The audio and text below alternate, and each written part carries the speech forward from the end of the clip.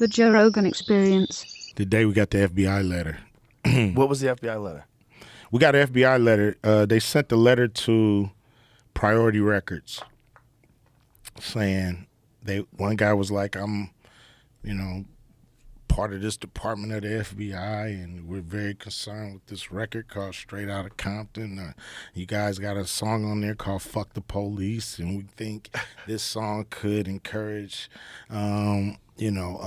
people to go against law enforcement and blah, blah, this and blah, blah, that. And basically, we'd like it if you guys took it off the shelf, you know what I'm saying, to that tip. So, they call us up there, they panicking. We don't know why they want us to come. They just like, man, you got to come over here. We got to talk to you. We get up there and it's like, pull out this letter, FBI.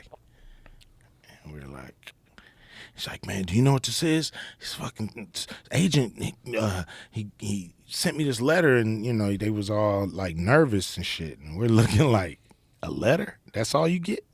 They're not going to come in here and try to fuck with us? Like, they're not going to, arrest us, cuff us, rough us up, none of that? And we're like, y'all scared over a fucking letter?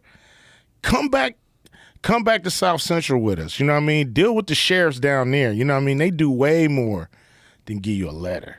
So we felt that it was like, Easy was like, we're gonna be big as fuck after this. You know what I'm saying? But the guys at the record company, this was the first time they ever dealt with like pushback.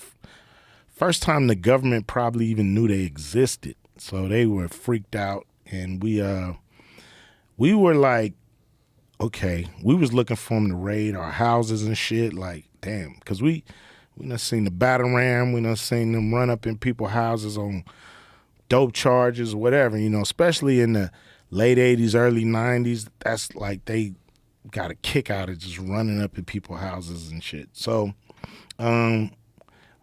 we were like looking for that to come in the next few weeks. We was looking like, oh, they about to hit us. And it never happened. So we was like, what's the issue? What's the problem? Why so it was just so that scared? letter and that was it? It was just that letter. And then we made the letter public, and they kind of just backed off and shit. And then it became this big story of, the FBI hates this group. I think we was on the cover, like, one of those, New York magazines, and it was like, the FBI hates this group. Yeah, look at this. Yeah, the FBI hates this band. Wow. Yeah. Easy was right.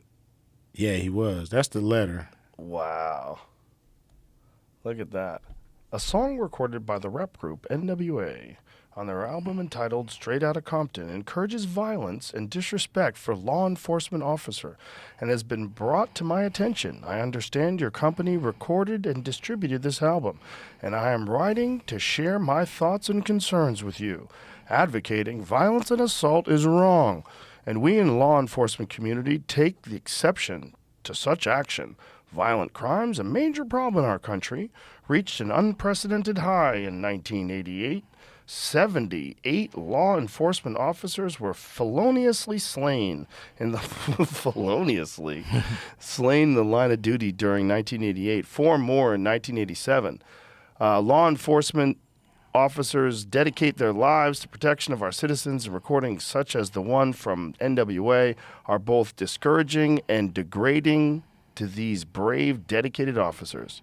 Music plays a significant role in society, and I'd want you to be aware of the FBI's position relative to this song and its message. I believe my reviews reflect the opinion of the entire law enforcement community. Huh. Yeah. Never met this dude? Nah, never. Interesting. Yeah. 1988, it was a different world. And that was the first.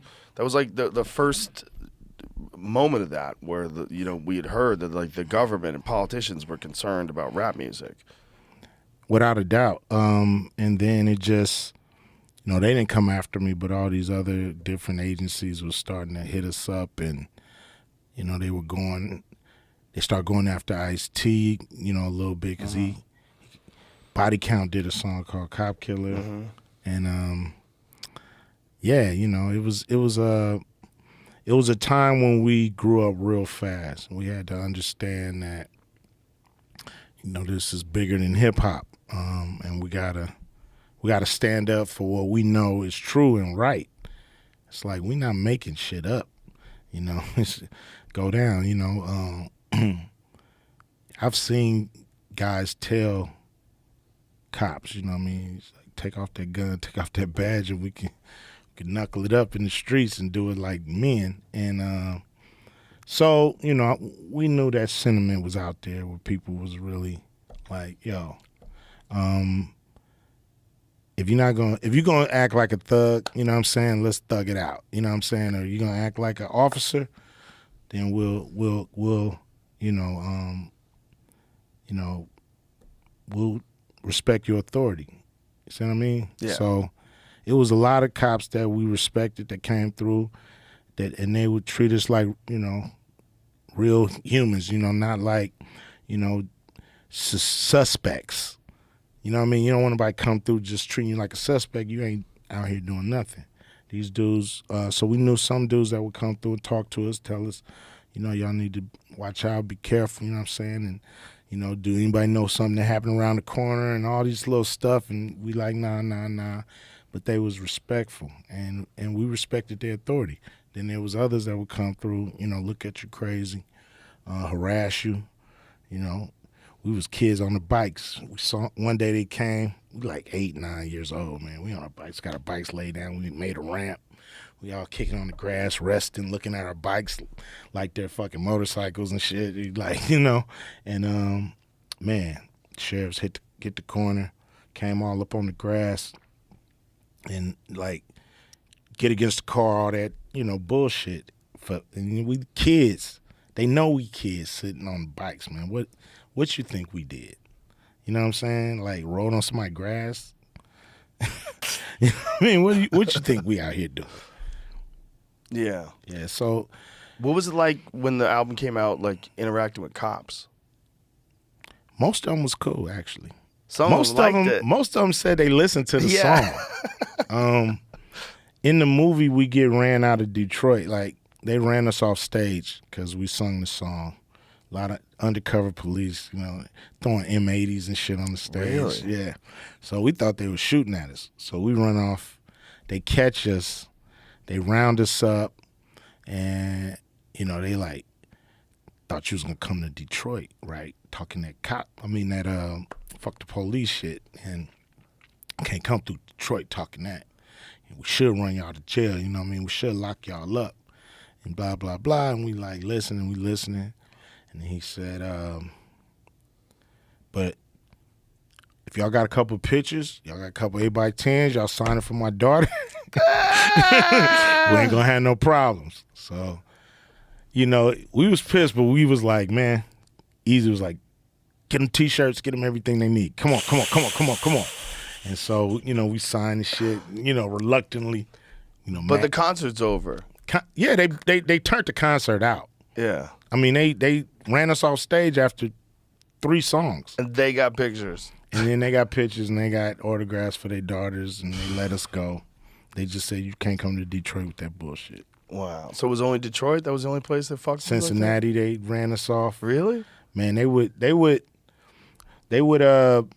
have us, before every concert, a sergeant or a captain or somebody would come in with a city ordinance of what was obscene in their city, in their town, and what could be said on stage and what couldn't be said. And if you say any of this or do any of this, we will arrest you after your performance. Wow. Like what words?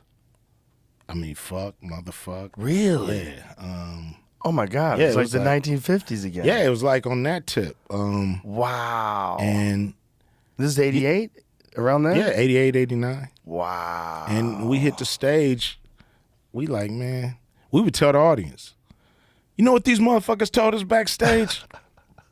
They said we couldn't say fuck, we couldn't say shit, we couldn't say this, we couldn't say bitch. You know what I mean? And we're going to start this off with a bitch is a bitch. So, a bitch is a bitch. So we would do our shows. Sometimes they would just let us go. And then sometimes you would Like after the show, you'd have to look and see the look in, like the security in everybody's face, and you knew, okay, they on us.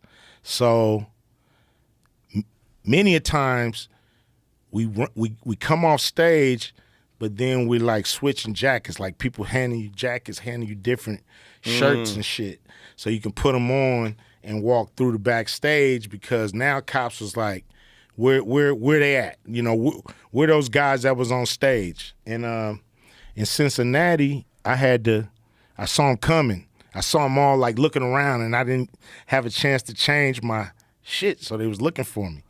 And so I hit the exit. I went outside. I went outside the concert, and there was people like flowing in and out, and it was like, Q, what you doing out here? I said, man, they looking for me.